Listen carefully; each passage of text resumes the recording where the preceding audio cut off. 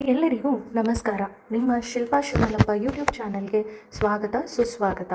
ಇಂದು March 22, 2026.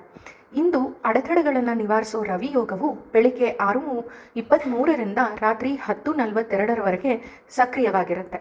ಹಾಗಿದ್ರೆ ಈ ಒಂದು ಯೋಗ ನಮ್ಮ ದ್ವಾದಶ ರಾಶಿಗಳ ಮೇಲೆ ಹೇಗೆ ಪರಿಣಾಮ ಬೀರುತ್ತೆ ನೋಡೋಣ. ಮೊದಲಿಗೆ ಮೇಷರಾಶಿ. ಇದು ನೀವು ತೆಗೆದುಕೊಳ್ಳುವ ನಿರ್ಧಾರಗಳು ಭವಿಷ್ಯದಲ್ಲಿ ನಿಮ್ಮ ಮೇಲೆ ಪರಿಣಾಮ ಬೀರೋ ಹಾಗೆ ಮಾಡುತ್ತೆ. ಕೆಲಸದಲ್ಲಿ ಸಣ್ಣ ಸಣ್ಣ ಅವಕಾಶ ದೊಡ್ಡ ದೊಡ್ಡ ಚಾನ್ಸ್ ಆಗಿ ಕನ್ವರ್ಟ್ ಆಗಬಹುದು. ನಿಮ್ಮ ಎನರ್ಜಿ ತುಂಬ ಲೈವ್ಲಿ ಆಗಿರುತ್ತೆ ಮತ್ತು ನಿಮ್ಮ ಮಾತುಗಳಿಂದ ಸಮಸ್ಯೆಗಳು ನಿವಾರಣೆ ಆಗುವಂತಹ ಚಾತುರ್ಯತೆ ಇದು ನಿಮಗೆ ಕೊಡುತ್ತೆ. ಅಷ್ಟೇ ಅಲ್ಲದೆ ನೀವು ವ್ಯಾಯಾಮ ಅಥವಾ ಯಾವುದಾದ್ರೂ ಒಂದು ಫಿಸಿಕಲ್ ಆ್ಯಕ್ಟಿವಿಟಿಯಲ್ಲಿ ನಿಮ್ಮನ್ನು ನೀವು ತೊಡಗಿಸ್ಕೊಂಡ್ರೆ ಸೂರ್ಯನ ಅಧಿಕವಾದ ಎನರ್ಜಿ ಒಂದು ಬ್ಯಾಲೆನ್ಸ್ಗೆ ಬರುತ್ತೆ. ಇನ್ನು ನಮ್ಮ ವೃಷಭ ರಾಶಿಯನ್ನು ನೋಡೋಣ. ಹಣಕಾಸಿನ ವಿಷಯದಲ್ಲಿ ಸಣ್ಣ ಸಣ್ಣ ಲಾಭ ಆಗೋ ಸಾಧ್ಯತೆಗಳು ಹೆಚ್ಚಾಗಿರುತ್ತೆ. ಕುಟುಂಬದ ಜೊತೆ ಸಮಯ ಕಳೆಯೋದು, ಮನಃಶಾಂತಿ, ಹಳೆ ಎಷ್ಟೋ ದಿನಗಳಿಂದ ಮಾಡಬೇಕು ಅಂದ್ಕೊಂಡಿರೋ ಪ್ಲ್ಯಾನ್ಗಳೆಲ್ಲ ಮತ್ತೆ ಶುರು ಆಗೋ ಒಂದು ಸಂಭವ ಕಾಣಿಸ್ತಾ ಇದೆ. ಆದರೆ ಖರ್ಚಿನ ಮೇಲೆ ನಿಯಂತ್ರಣ ಇರಬೇಕಾಗತ್ತೆ. ಹಾಗಾಗಿ ಆಹಾರ, ಆರೋಗ್ಯ ಮತ್ತು ನಿಮ್ಮ ಖರ್ಚಿನ ಕಡೆ ಗಮನ ಕೊಟ್ಟರೆ ಒಳ್ಳೆಯದು. ಇನ್ನು ಮಿಥುನ ರಾಶಿಯ ಕಡೆ ನೋಡೋಣ.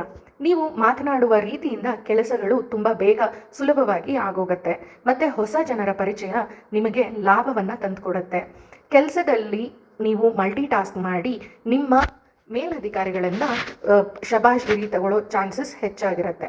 ಆದರೆ ನಿಮ್ಮ ಈ ಒಂದು ಬರದಲ್ಲಿ ಮಲ್ಟಿ ಟಾಸ್ಕಿಂಗ್ ಮಾಡೋ ಬರದಲ್ಲಿ ಮನಸ್ಸಿನ ಚಾಂಚಲತೆ ಹೆಚ್ಚಾಗಿರೋದ್ರಿಂದ ಮನಸ್ಸನ್ನು ಸ್ಥಿಮಿತದಲ್ಲಿ ಇಟ್ಕೊಳ್ಳೋದಕ್ಕೆ ಸಣ್ಣ ಪುಟ್ಟ ಮೆಡಿಟೇಷನ್ ಮಾಡೋದ್ರಿಂದ ನಿಮಗೆ ಉತ್ತಮ ಫಲವನ್ನು ಇದು ಕೊಡುತ್ತೆ.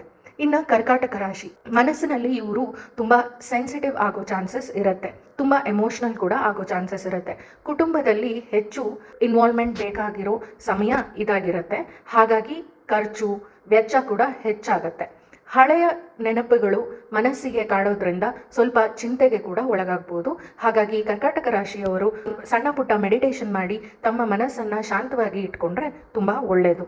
ಇನ್ನು ಸಿಂಹ ರಾಶಿಯವರಿಗೆ ನಿಮ್ಮ ಕೆಲಸಕ್ಕೆ ಪ್ರಶಂಸೆ ಸಿಗತ್ತೆ, ಹೊಸ ಜವಾಬ್ದಾರಿಗಳು ಬರುತ್ತೆ, ನಾಯಕತ್ವ ಅಂದರೆ ಲೀಡರ್ಶಿಪ್ ಕ್ವಾಲಿಟಿ ತೋರಿಸುವಂತಹ ಆಪರ್ಚುನಿಟೀಸ್ ಹೆಚ್ಚಾಗತ್ತೆ. ಹಾಗಾಗಿ ಇದು ನಿಮ್ಮ ಓವರ್ ಕಾನ್ಫಿಡೆನ್ಸ್ನ ಹೆಚ್ಚಿಸೋ ಸಾಧ್ಯತೆ ಇರುತ್ತೆ. ಹಾಗಾಗಿ ನೀವು ಯಾವುದೇ ಕೆಲಸದಲ್ಲಿ ಏನೇ ಪ್ರಶಂಸೆ ಸಿಕ್ಕಿದ್ರೂ ಕೂಡ ಓವರ್ ಕಾನ್ಫಿಡೆಂಟ್ ಆಗದೆ ಇರೋದ್ರಿಂದ ಅದನ್ನು ಲಾಂಗ್ ಟರ್ಮಲ್ಲಿ ಉಳಿಸ್ಕೊಂಡು ಹೋಗೋ ಸಾಧ್ಯತೆ ಹೆಚ್ಚಾಗಿರುತ್ತೆ. ಇನ್ನು ಕನ್ಯಾ ರಾಶಿಯವರಿಗೆ ನೀವು ಪ್ಲಾನ್ ಮಾಡಿದ ಕೆಲಸಗಳು ಯಶಸ್ವಿಯಾಗತ್ತೆ, ಹಿರಿಯರಿಂದ ಸಹಾಯ ಸಿಗೋ ಸಾಧ್ಯತೆ ಹೆಚ್ಚಾಗಿದೆ. ಆರೋಗ್ಯ ಕಡೆ ಸ್ವಲ್ಪ ಜಾಗ್ರತೆ ವಹಿಸಿ ಮತ್ತು ಅನಗತ್ಯ ವಿಚಾರದಲ್ಲಿ ಆರ್ಗ್ಯುಮೆಂಟೇ ಆಗಲಿ ಜಗಳಗಳೇ ಆಗಲಿ ಮಾಡೋದು ಉತ್ತಮವಲ್ಲ.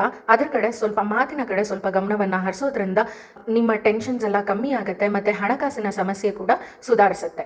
ಇನ್ನು ತುಲಾ ರಾಶಿಯಲ್ಲಿ ಹುಟ್ಟಿದವರಿಗೆ ಸಂಬಂಧದಲ್ಲಿ ಬ್ಯಾಲೆನ್ಸ್ ಸಿಗತ್ತೆ. ಅಂದರೆ ರಿಲೇಷನ್ಶಿಪ್ಪಲ್ಲಿ ಇಷ್ಟು ದಿನ ಏನೆಲ್ಲ ತೊಂದರೆಗಳಾಗ್ತಿತ್ತು ಅದೆಲ್ಲ ನಿವಾರಣೆ ಆಗುತ್ತೆ, ಮನಸ್ಸು ಶಾಂತವಾಗಿರುತ್ತೆ. ಹೊಸ ಕಾಂಟ್ರಾಕ್ಟ್ಗಳು ಸೈನ್ ಆಗೋದ್ರಿಂದ ಹೆಚ್ಚಿನ ಲಾಭ ಬಿಸ್ನೆಸ್ ಮಾಡೋರಿಗೆ ದೊರಕತ್ತೆ ಮತ್ತು ಕ್ರಿಯೇಟಿವ್ ಮೈಂಡ್ ಹೆಚ್ಚಾಗಿ ವರ್ಕ್ ಆಗ್ತಿರುತ್ತೆ. ಇನ್ನು ವೃಶ್ಚಿಕ ರಾಶಿಯಲ್ಲಿ ಹುಟ್ಟಿದವ್ರಿಗೆ ನಿಮ್ಮ ಒಳಗಿನ ಇಂಟ್ಯೂಷನ್ ಹೆಚ್ಚಾಗತ್ತೆ. ಅದನ್ನು ನೀವು ಕೇಳೋದ್ರಿಂದ ನಿಮ್ಮ ಕಡೆ ಹೆಚ್ಚೆಚ್ಚು ಅವಕಾಶಗಳನ್ನು ನೀವು ಅಟ್ರ್ಯಾಕ್ಟ್ ಮಾಡ್ತೀರಾ ಮತ್ತು ರಿಲೇಷನ್ಶಿಪ್ನಲ್ಲಿ ಬದಲಾವಣೆಗಳು ಆಗೋ ಸಾಧ್ಯತೆಗಳಿದ್ದಾವೆ. ಸಣ್ಣ ರಿಸ್ಕ್ ಕೂಡ ಹೆಚ್ಚಿನ ಲಾಭ ಕೊಡುವಂತಹ ಸಮಯ ಇದಾಗಿದೆ. ಇನ್ನು ಧನುರಾಶಿಯಲ್ಲಿ ಹುಟ್ಟಿದವರಿಗೆ ಕ್ರಿಯೇಟಿವ್ ಯೋಚನೆಗಳು ಹೆಚ್ಚಾಗತ್ತೆ, ಸ್ನೇಹಿತರಿಂದ ಸಹಾಯ ಸಿಗುತ್ತೆ. ಇದು ಟ್ರಾವೆಲ್ ಕೂಡ ಮಾಡೋ ಸಂದರ್ಭ ಬರಬಹುದು. ನಿಮ್ಮ ನಿರ್ಧಾರದಲ್ಲಿ ಅರ್ಜೆನ್ಸಿ ಬೇಡ, ಕೂಲಂಕುಷವಾಗಿ ಯೋಚಿಸಿ ಸಮಾಧಾನದಿಂದ ನಿರ್ಧಾರಗಳನ್ನು ತಗೊಳ್ಳೋದ್ರಿಂದ ಹೆಚ್ಚು ಹೆಚ್ಚು ಲಾಭ ನೀವು ಪಡ್ಕೊಳ್ಬೋದು. ಇನ್ನು ಮಕರ ರಾಶಿಯಲ್ಲಿ ಹುಟ್ಟಿದವರಿಗೆ ಕೆಲಸದಲ್ಲಿ ಸ್ವಲ್ಪ ಒತ್ತಡ ಇದ್ರೂ ಕೂಡ 100% ನಿಮಗೆ ರಿಸಲ್ಟು ಸಿಕ್ಕೇ ಸಿಗತ್ತೆ. ಅಷ್ಟೇ ಅಲ್ಲದೆ ಲಾಂಗ್ ಟರ್ಮ್ ಗುರಿಗಳನ್ನು ಪ್ಲಾನ್ ಮಾಡ್ತೀರಾ ಮತ್ತು ಅದರಿಂದ ನಿಮ್ಮ ಹಣಕಾಸಿನ ಸ್ಟೆಬಿಲಿಟಿ, ಹಣಕಾಸಿನ ಸ್ಥಿರತೆ ಹೆಚ್ಚಾಗತ್ತೆ. ಹಿರಿಯರ ಜೊತೆ ಮಾತಾಡುವಾಗ ಸ್ವಲ್ಪ ಮಾತಿನ ಕಡೆ ಗಮನ ವಹಿಸಬೇಕಾಗತ್ತೆ. ಆದರೆ ನಿಮ್ಮ ಶ್ರಮಕ್ಕೆ ಪ್ರತಿಫಲ ಸಿಗುವಂತಹ ಸಮಯ ಇದಾಗಿದೆ. ಇನ್ನು ಕುಂಭರಾಶಿಯಲ್ಲಿ ಹುಟ್ಟಿದವರಿಗೆ ಹೊಸ ಜನರ ಪರಿಚಯದಿಂದ ಲಾಭ ಆಗುತ್ತೆ, ಸೋಷಿಯಲ್ ನೆಟ್ವರ್ಕ್ ಹೆಚ್ಚಾಗುತ್ತೆ, ಹೊಸ ಐಡಿಯಾಗಳು ಹೊಸ ಕೆಲಸಗಳು ನಿಮಗೆ ಹೊಸ ಲಾಭಗಳನ್ನು ತಂದುಕೊಡುತ್ತೆ. ಹಾಗಾಗಿ ನೀವು ಮೈಂಡನ್ನು ಓಪನ್ ಆಗಿಟ್ಕೊಂಡು ಹೊಸ ಆಪರ್ಚುನಿಟಿಗಳ ಕಡೆ ಸ್ವಲ್ಪ ಗಮನ ಕೊಟ್ಟರೆ ಹೆಚ್ಚಿನ ಲಾಭ ಪಡ್ಕೊಳ್ಳೋ ಸಾಧ್ಯತೆ ಇರುತ್ತೆ.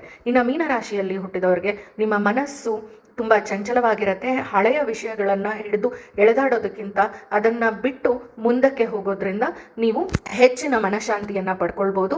ಧ್ಯಾನ ಮಾಡೋದ್ರಿಂದ, ಮೆಡಿಟೇಷನ್ ಮಾಡೋದ್ರಿಂದ ಇದು ಸಾಧ್ಯ ಆಗುತ್ತೆ. ಹಾಗಾಗಿ ಯೋಚನೆಗೆ ಒಳಗಾಗದೆ ಮನಸ್ಸನ್ನು ಶಾಂತವಾಗಿ ಇಟ್ಕೊಳ್ಳೋದು ಒಳ್ಳೆಯದು. ಹಾಗಿದ್ರೆ ವೀಕ್ಷಕರೇ, ಇದು ದ್ವಾದಶ ರಾಶಿಗಳ ಫಲ. ರವಿ ಚೇಂಜ್ ಆಗೋದ್ರಿಂದ ಮತ್ತೊಂದು ಹೊಸ ವಿಡಿಯೋದೊಂದಿಗೆ ನಿಮ್ಮ ಮುಂದೆ ನಾನು ಬರ್ತೀನಿ. ಅಲ್ಲಿವರೆಗೂ ನಮಸ್ಕಾರ.